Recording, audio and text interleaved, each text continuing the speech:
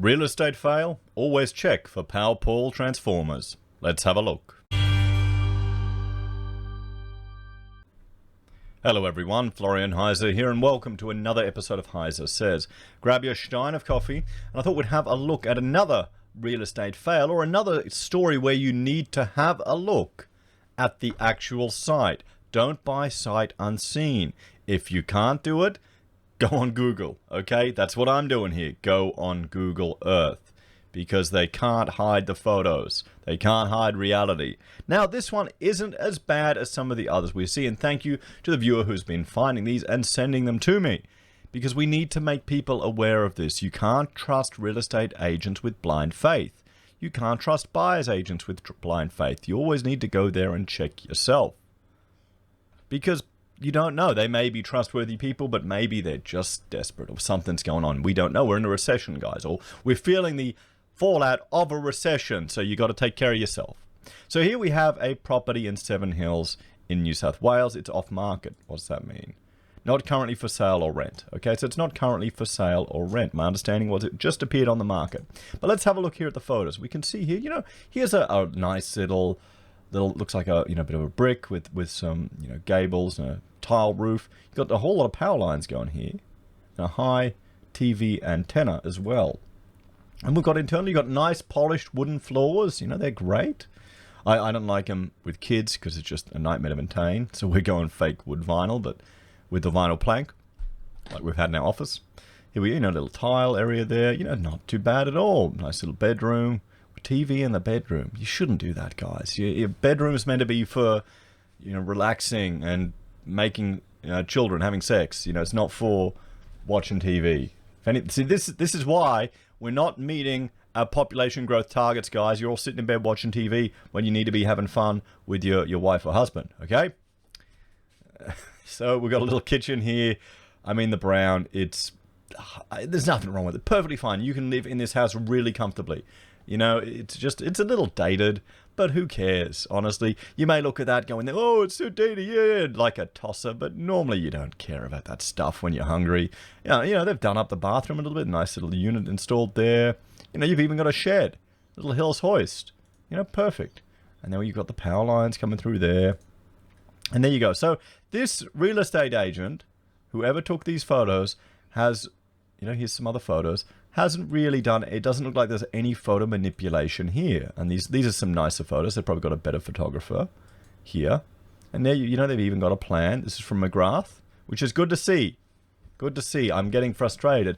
So a little, little brick veneer place. Nothing wrong with it at all. Good, well, from the photos. And I'm talking from aesthetics. You need to go in there and get a building inspection. So there you go. It was sold. It probably needs a good clean on the roof. Oh boy, that couches. I really hate these soft, fluffy type of couches. I prefer leather. That's just it's easier to clean. So I mean, there you go, guys. They've got a whole lot of photos. Now, if we jump to here on Google Earth, here is the thing that you want to worry about. This guy right here. Okay? This guy right here. You'll probably have a constant, and I mean, here's the property. Here's the property. And, having power poles is not the end of the world, everyone. It's not the end of the world. But having a transformer, a power pole mounted transformer, very close to your property, that's something you need to be aware of. You're going to get a constant humming from this thing. Of course, none of the real estate agents were showing in the photo. They wanted you to go out there and have a look. But you need to, at the very least, check Google Earth, Google Maps. Go on Street View. Have a look at what's there. I mean, would that be enough for you to buy the property or not? As an investment property, you probably wouldn't care. But for someone to live, yeah, I mean, I would go out of my way to avoid that. I was walking, we walk around the block here and there's a power pole on the other street, and there literally is one of these things that we walk past that is just buzzing constantly. It's just constantly buzzing. And I saw the owner get, and I'm asking him, how do you put up with it? And he goes, what? Oh, we don't hear that anymore.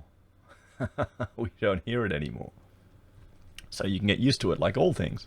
I mean, we lived in front of 5 lanes of traffic at one stage, and you just don't hear it anymore. If anything, the cars start to relax and put you to sleep. But, there is something to be aware of, everyone. Let's have a look at the history of this what? Wrong one. That was for a different episode.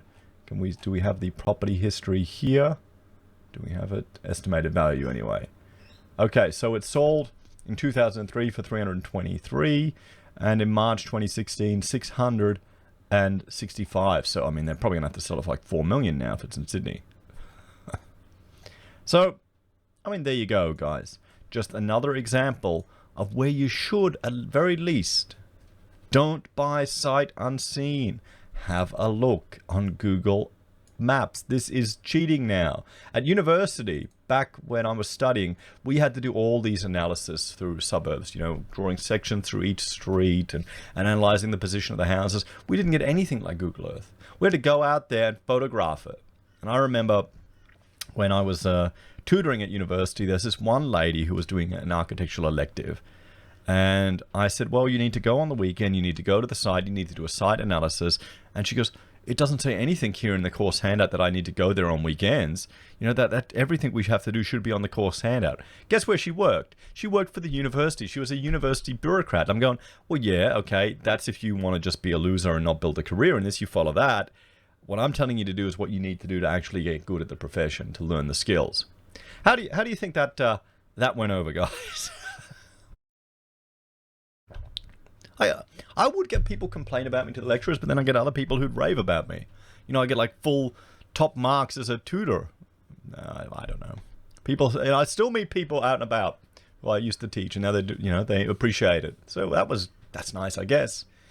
So there we have it, guys. This is not as bad as some of the others. Okay, so the agent was not being deceptive. They weren't like photoshopping out the power lines like we've seen on other ones. But you gotta just check what's in the surrounding context, everyone. Okay, don't fall in love with the property until you've been there. Don't fall in love with it until you've seen what's going on. You know. So there we have it. Thank you to the viewer that sent me in this property for this episode of Real Estate Fail. Always make sure you check for power pole transformers, because that noise can be annoying to people. If you have any examples, please send them through. We need to talk about this just so people realize that, you know, the real estate agents, you may fall in love with the photos and that may be different to reality. You need to go there. Or at the very least, look at it on bloody Google Maps. You got no excuse now. Okay? Don't be like the lazy bureaucrat that tried to do an architecture subject. Go there on the weekends. Anyway, guys, thank you all for watching. Please like, share, subscribe to the channel. And actually, I'd like to commend this real estate agent for not photoshopping things out. That's good. It's sad that that's a bar that now I'm setting. Thanks for watching. Like, share, subscribe to the channel. If you're a fan and enjoy the content I create here, there are a few ways you can support us. You can join us on YouTube or Patreon. You can support us using our affiliate links from Amazon, eBay, Independent Reserve, or AussieBroadband. You can buy merch from HeiseSays, use Gold Pass from the Perth Mint, or support us via PayPal. Take care. Have a great day. I'll see you next time.